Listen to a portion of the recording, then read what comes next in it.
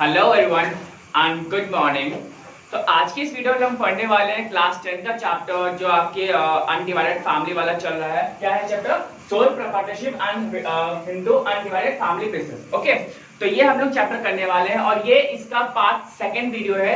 और अगर पहला पार्ट आपने नहीं देखा तो पहले आप पहला पार्ट देख लीजिए, जिससे कि आधा चैप्टर उसमें है और आधा इसमें है। ठीक है, तो आइए बिना टाइम वेस्ट किए स्टार्ट करते हैं। तो आज का पहला टॉपिक हमारे पास है suitability of the sole proprietorship. ठीक है, आइए देखते हैं ये क्या है। तो you can take the help of your book.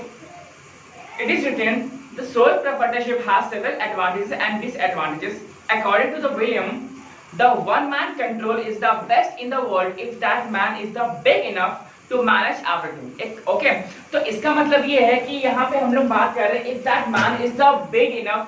भाई देखिए, हर एक इंसान होता है, हर एक इंसान रजनीकांत तो होता नहीं है कि भैया वो सब कुछ कर सकता है, अकाउंटिंग भी कर सकता है, आपको मैनेज, आपकी कंपनी भी मैनेज कर लेगा, आपका मार्केटिंग भी देख लेगा, एक्स वाई जेड जितने डिस्ट्रीब्यूटर्स है वो भी बना लेगा। नहीं, ऐसा नहीं होता है। ठीक है, तो हम लोग यहाँ पे बहुत ही ऐसी रेयर एक क्वालिटी देखने को मिलती है कि जो अगर एक इंसान है उसमें बहुत सारी क्वालिटीज होती हैं। क्वालिटीज इन द सेंस कि जैसे you can take the example of the Shri Narayana Murthy. ठीक है, you can take the example of mister Ratan Tata. तो ये जो हमारे जो बिजनेस टाइकून्स हैं, जो आईटी वाले हैं, मतलब बिजनेस टाइकून्स हम लोग इनको कहते हैं। तो इन्होंने कभी अपने जमाने में कंपनी चालू की होगी और आज आप देख सकते हैं कि कंपनी कैसे ग्रो कर रही है और आज किस लेवल पे है। ठीक है, that IT sector is I think in the globally accepted. दुनिया की कंट्रीज में इनकी ब्रांचेस हैं, टाटा की भी ब्रांचेस हैं, विप्रो के भी ब्रांचेस हैं। तो क्यों है ऐसा? ठीक है, तो यहाँ पे आप ये देख सकते हैं कि आपके जो ये सेक्टर्स होते हैं इनमें बहुत ही कम ऐसे लोग मिलते हैं जो कि आपके रजनीकांत होंगे। ठीक है, हम लोग आम आदमी हैं, तो हम लोग किसी एक में ही हम लोग परफेक्ट हो सकते हैं। जैसे कि मैं किसमें हूँ? मैं मैनेजमेंट में हूँ, मुझे मैनेजमेंट बहुत अच्छा लगता है। लेकिन अब इसका मतलब ये थोड़ी कि मुझे आईटी भी बहुत अच्छा लगता है। क्लियर है? शायद कि आप में से जो हमारी वीडियोस देख रहे हैं वो उनको आईटी सेक्टर बहुत अच्छा लगता होगा। ठीक है, या किसी को मार्केटिंग बहुत अच्छा लगता होगा। तो अपना अपना टेस्ट होता है। ठीक है, तो आइए आगे बढ़ते हैं। क्या है? तो यहाँ पे जो पहला पॉइंट है ये है कि where the market is local. जैसे कि आपका स्मॉल स्केल रिटेलर हो जाता है या थोड़ा सा मीडियम स्केल रिटेलर होता है, उसकी हम लोग बात कर रहे हैं। यहाँ पे है where personal attention to the needs and the preference of customer is essential. जैसा कि आपका टेलरिंग, ब्यूटी पार्लर एक्सेट्रा। यहाँ पे अगर आप देख सकते हो तो यहाँ पे अपना अपना टेस्ट होता है भाई, हर एक कोई मालिक है अपना। क्लियर है? Where fashion changes very frequently, where small amount of capital is required but personal skills are more important. जैसे कि आपका हेल्थ क्लिनिक। ठीक है, आप क्लिनिक में आएंगे तो मतलब क्या है कि आपको वहाँ पे स्पेशलाइज्ड बंदे के पास ही जाएंगे। भाई अगर कान में दर्द है तो आप कान वाले के पास जाएंगे, ईएनटी वाले के पास जाएंगे। क्लियर है? और आपके दिमाग में दर्द है तो आप न्यूरो वाले के पास जाएंगे। ओके, नेक्स्ट है where quick decision and prompt actions are necessary. जैसे कि आपके स्टेक ब्रोकर्स हो जाए या स्टेक होल्डर्स वगैरह जो होते हैं उनके लिए। Where risk involved is negligible. जहाँ पे डॉक्टर, लॉयर, चार्टर्ड अकाउंटेंट, ये कुछ आपके ऐसे हैं जहाँ पे आपको रिस्क बहुत ही कम रखना पड़ता है। मतलब कि आप ऑपरेशन कर रहे हैं तो रिस्क है, तो क्या आप करेंगे? नहीं। ठीक है, लेकिन अगर डॉक्टर ऑपरेशन कर रहा है तो वहां पे रिस्क ना के बराबर होता है। क्लियर है? तो आगे बढ़ते हैं। तो अभी तक हम लोगों ने पढ़ा था, हम लोगों ने सोल प्रोप्राइटरशिप। एक्चुअली भैया सोल प्रोप्राइटरशिप होता क्या है? ठीक है, अब हम लोग आगे पढ़ने वाले इस चैप्टर में, that is the Hindu undivided family business. ठीक है, ये क्या होता है? तो चलिए देखते हैं। तो इसके लिए टॉपिक हमारा है meaning and the features of Hindu undivided family business. इतना बड़ा टॉपिक है तो मतलब मीनिंग एंड फीचर्स, ये आपके फीचर्स लिखे हुए हैं, मीनिंग। तो पहले हम लोग मीनिंग पे आते हैं।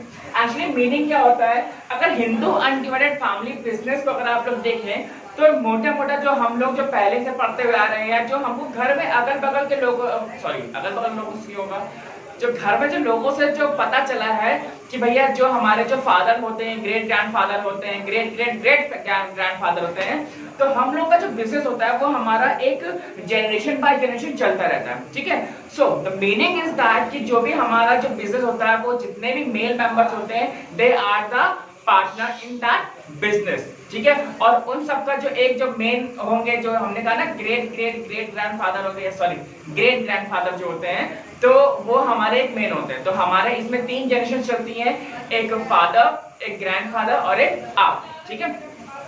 तो यहाँ पे जो सबसे पुराने वाले जो होते हैं, जो ग्रेट ग्रैंडफादर होते हैं, तो उनको हम लोग क्या बोलते हैं, कर्ता। क्या बोलते हैं, कर्ता, ठीक है। और जितने भी हमारे मेंबर्स होते हैं उस फैमिली में जितने मेल मेंबर्स होते हैं, जो पार्टनर होते हैं, उनको हम लोग बोलते हैं कारपेनर्स, कारपेनर्स, ठीक है। क्या क्या है ये, कार ओके, सॉरी, इसको हम लोग बोलते हैं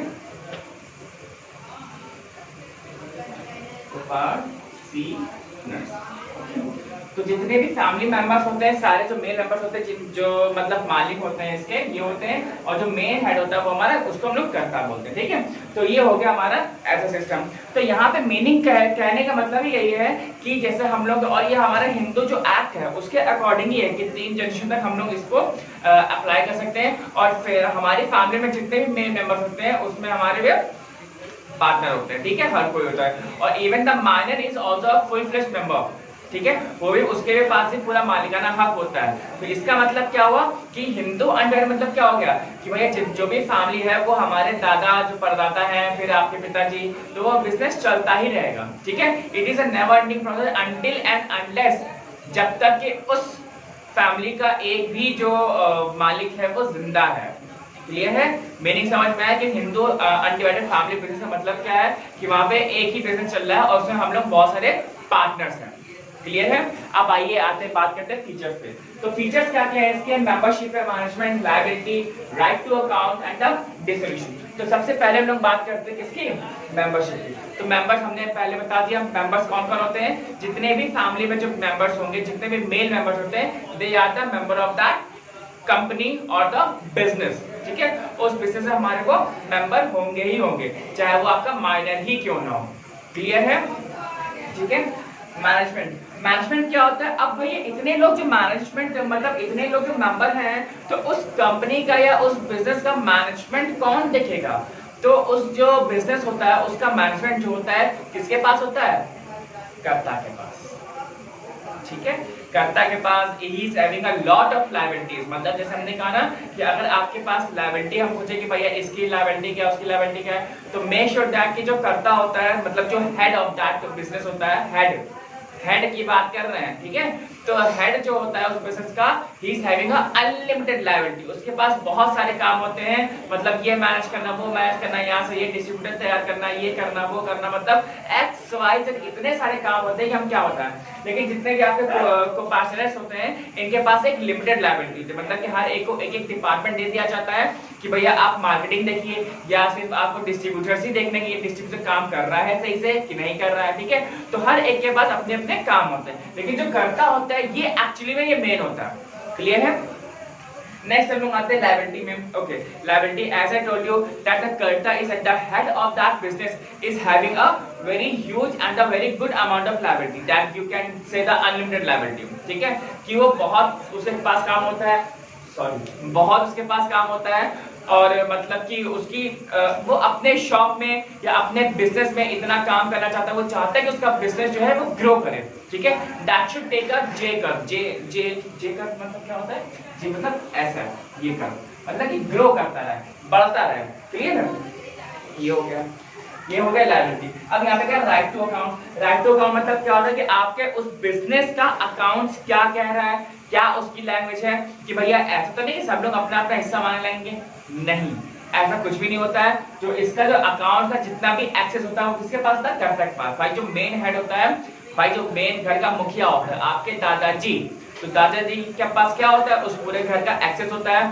जितना भी जो बड़े डिसीजंस जो लेने होते हैं वो वही लेते हैं करके, ठीक है। तो जितने भी पैसों का, जो बड़ा पैसों का जो लेन देन होता है वो दादाजी ही करते हैं। तो यहाँ पे अकाउंट कौन हैंडल करेगा, हमारा कर्ता हैंडल करता है। लेकिन अब आप पूछें कि सब जो मान लीजिए तो आप कोई जो घर छोड़ के जा रहा है, माए किसी ने किसी से शादी कर लिया, घर वाले से निकाल देते तो क्या होता है, तो यहाँ पे भैया ये होता है कि अगर कोई घर वाला जो मेल मेंबर अगर घर छोड़ के जाना चाहता है, वो बिल्कुल बेशक ही इज फ्री, आराम जाए, लेकिन ही कैन लॉज दैट कि भैया मेरा हिस्सा दे दो, मैं अपना जाऊं। क्योंकि वो मेंबर है, वो बिजनेस भाई इसका देखिए, सबसे पहले मैं आपको बात बता दूं, अगर कोई भी जो मेंबर होता है फैमिली, स्पेशली हिंदू फैमिलीज में, तो अगर कोई बच्चा पैदा होता है ना, तो उसके लिए कोई फॉर्मेलिटी नहीं करनी होती। अगर बच्चा पैदा हुआ इसका मतलब कि भैया लड़का हुआ तो वो हमारे बिजनेस में मालिक है, ठीक है। By birth we do not use the stamp paper कि भैया नहीं फला फला फला मेरा बेटा है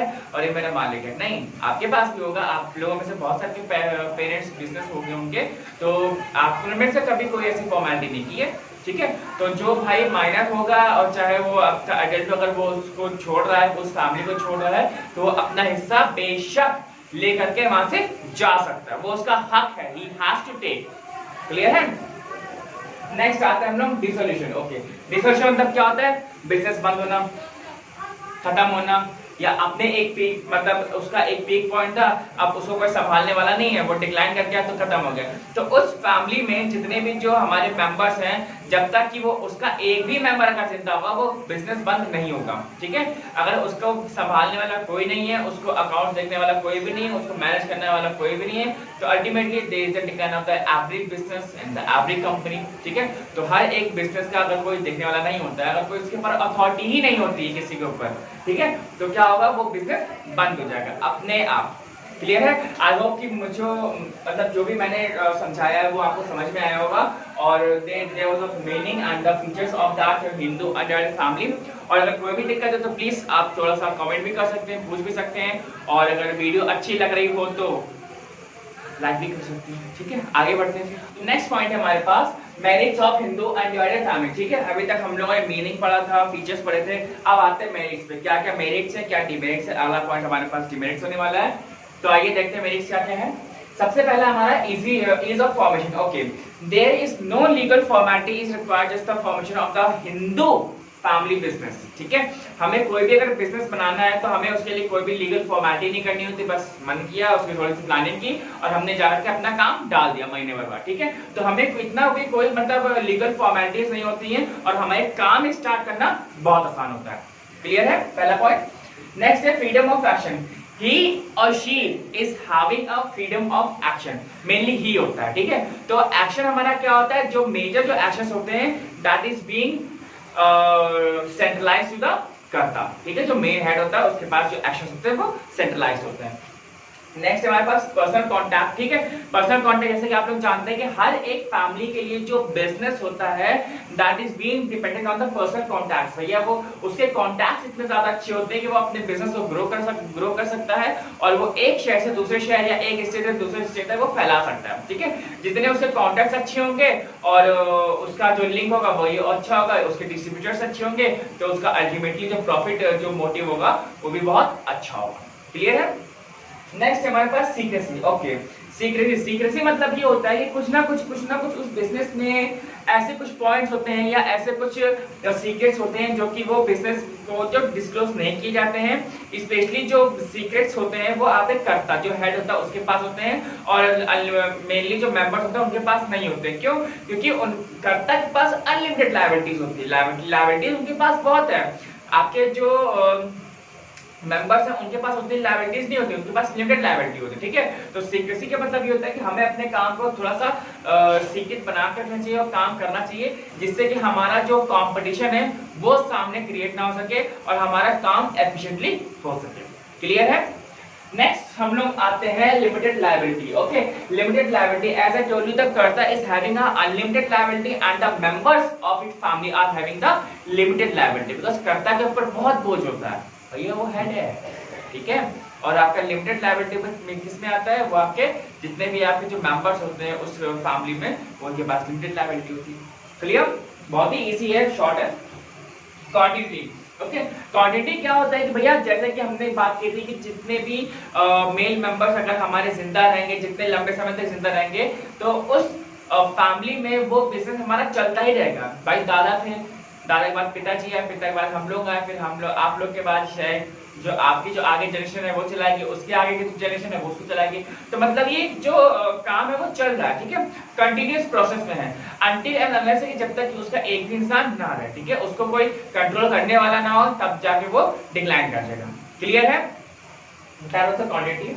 incentive to work. Okay, incentive क्या होता है? जैसे कि आपको मालूम है जो करता है वो पूरी कोशिश करता, ठीक है, हेड जो करता है वो पूरी कोशिश करता है कि भैया जो उसका जो इंसेंटिव्स है वो अपने जो एम्प्लॉयज हैं या जो उसके कस्टमर्स हैं अपने एक कनेक्टिविटी बना कर रखे, ठीक है। तो होता क्या है, जितने भी इंसेंटिव, अब सबको मालूम है कि भैया पैसा कहाँ आएगा, वो घर पे ही आएगा, तो अब उसके जितने भी जो अदर एम्प्लॉयज है उसको थोड़ा सा दे करके रखे और अपने जो काम की जो एफिशिएंसी है उसको बढ़ा सके। क्योंकि इंसेंटिव से क्या होता है कि भैया हमारे जो वर्किंग जो एम्प्लॉयज वगैरह होते हैं उनका मोराल बहुत अच्छा होता है और बहुत बड़ा हुआ होता है, ठीक है, जिससे कि उनको जो बीच में काम करने का जो मोटिवेशन का जो टॉनिक होता है वो मिलता रहता है। क्लियर है? नेक्स्ट आते हैं हम लोग एसेंशियल गुडविल। ओके, गुडविल हम लोग, आप लोग को पता होगा ना कि गुडविल मतलब क्या होता है? ट्रस्ट होता है, ठीक है। ट्रस्ट मतलब ट्रस्ट, विश्वास, उसकी हम लोग बात करें, ठीक है। तो एसेंशियल गुडविल का मतलब ये होता है कि भाई आपके जो फैमिली है, आपका जो बिजनेस है, जो आपके दादाजी हैं उनका नाम इतना अच्छा था, मतलब आप उनका नाम लेते ही काम हो जाता है, ठीक है। आपकी फैमिली का इतना बड़ा नाम है कि भैया उसके आपकी फैमिली का उस शहर में बहुत नाम है, मतलब बहुत ही हाईली रेप्यूटेड फैमिली, ठीक है। तो वहां पे क्या होता है कि आपको जो सामान क्रेडिट पे कर लेना होता है, उधारी पे, तो आपको आराम से मिल जाता है। इसीलिए हमें कभी भी अपनी जो गुडविल होती है, जितने भी हमारे फाइनेंशियल इंस्टीट्यूशंस होते हैं या जितने भी हमारे डिस्ट्रीब्यूटर्स होते हैं, उनके सामने कभी भी अपनी गुडविल तो हमें खराब नहीं करनी चाहिए। क्यों? क्योंकि हमारी गुडविल और हमारी कंपनी की गुडविल, हमारी फैमिली की गुडविल, जो भी हमारा जो बिजनेस वगैरह है, उसके लिए कभी ना कभी, आज नहीं तो कल, वो इम्पोर्टेंट जरूर होता है।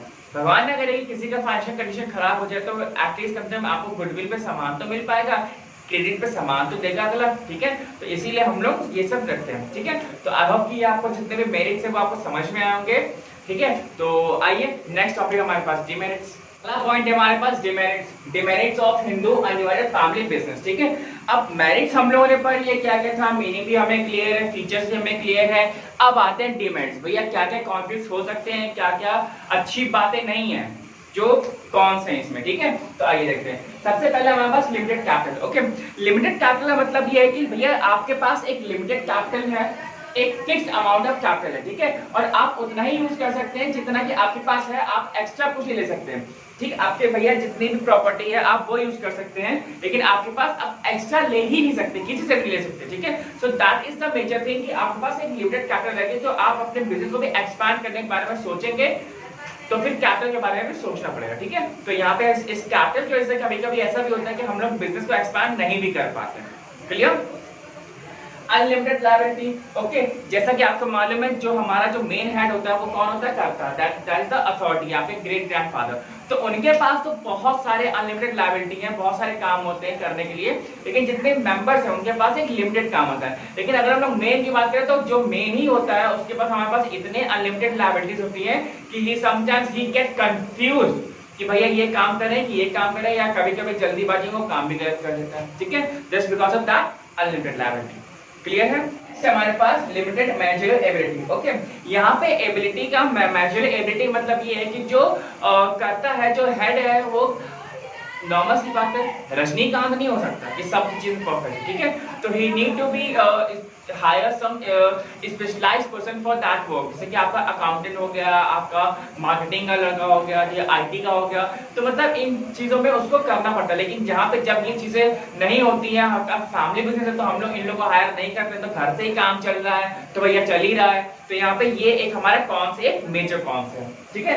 नेक्स्ट है hasty decision, just to overloading of the liabilities. भाई उसके कर्ता के पास बहुत सारा काम होता है, तो कभी कभी क्या होता है, उसको डिसीजन लेने होते हैं, तो कभी कभी वो इतनी ओवरबर्डन रिस्पॉन्सिबिलिटी की वजह से उसके कभी कभी डिसीजन बहुत ही हैस्टी हो जाते हैं, बहुत ही ऐसा होता है कि भाई उसको पता नहीं चलता कि मैंने गलत डिसीजन ले लिया था, ठीक है। तो कभी कभी उससे डिसीजन जो वो सही लेना चाह भी रहा होता है, तो वो अपने आप वो गलत हो जाते हैं, या जल्दीबाजी में वो गलत कर लेता है काम। क्लियर है?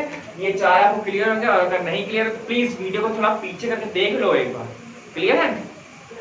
नेक्स्ट हमारे पास responsibility not matched with the rewards, ठीक है। रिस्पॉन्सिबिलिटी नॉट मैच, इसका मतलब ये देखिए, सबसे पहली बात तो बिजनेस किसके हाथ में है? सिर्फ एक के हाथ में, कर्ता के हाथ में। और कर्ता जो है वो आपका सारा ही काम देख रहा होता है, लेकिन कर्ता के अगर उस फैमिली में अगर 10 मेल मेंबर्स है, तो जितना कर्ता का शेयर है उतना ही उन 10 फैमिली मेंबर्स का भी शेयर है।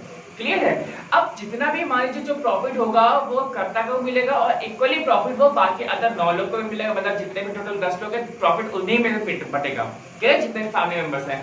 लेकिन यहाँ पे क्या होता है, सारा काम कर्ता कर रहा है, सारा जो लायबिलिटीज है वो कर्ता के ऊपर है, सारे जो डिसीजंस है वो कर्ता के ऊपर है, तो वहां पे जो कर्ता को भी उस हिसाब से जो कम बेनिफिट मिलता है तो वो उसका जो एक सही नहीं है, क्लियर है। जब सारा काम कोई एक ही लोग कर रहा है लेकिन मुनाफा सब लोग कमा रहे हैं, ठीक है, तो यहाँ पे वो चीजें नहीं आती, तो वहां पे जो रिवॉर्ड होता है वो कम हो जाता है, क्लियर है भाई। काम सारा एक करे, पे सारा एक करे, सारा तौड़ी भागा जो वाला काम है वो कोई एक करता है, लेकिन बैठ के सारे खा रहे हैं, तो ये थोड़ा सा एक कॉन्स है, ये आपका इसमें भी आता है, क्लियर है।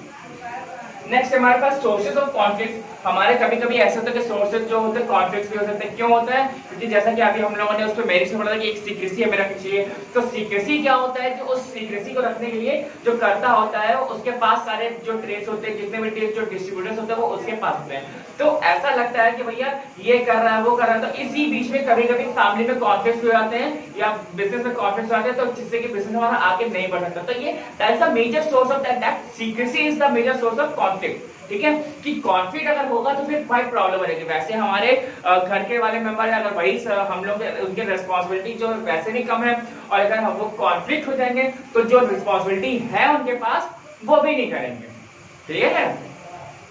नेक्स्ट है scope for misuse. Okay, this is also major important कि स्कोप फॉर मिसयूज कैसे हो सकता है भाई, फैमिली में कौन मिसयूज करेगा, आराम से, ये मॉडर्न ट्रेंड है, मॉडर्न एरा है, कुछ भी हो।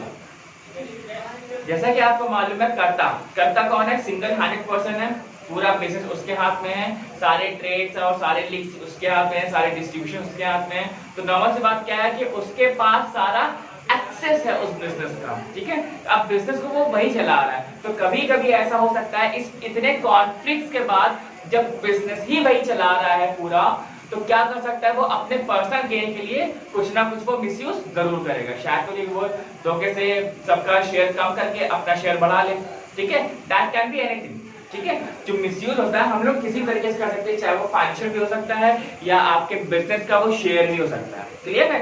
आई होप जितने भी हम लोगों ने डिमेरिट्स यहाँ पे पढ़े हैं वो क्लियर होंगे, and if you have any doubt then please let me know down in the comment section and I will reply you surely, पक्का मैं रिप्लाई करूंगा, ठीक है। और बस आज के लिए बस इतना ही, और यहाँ पे हम लोगों ने ये जो चैप्टर है क्लास 9 का ये हम लोगों ने खत्म कर लिया है, तो प्लीज आराम से पढ़ाई करो और वीडियोस देखो पढ़ाई वाली, ठीक है। और अगर आपको ये वीडियो अच्छी लगी हो तो please do hit the like button, और अगर क्लासरूम में नए हो तो प्लीज चैनल को सब्सक्राइब करके ही जाना, ठीक है। Till then bye bye.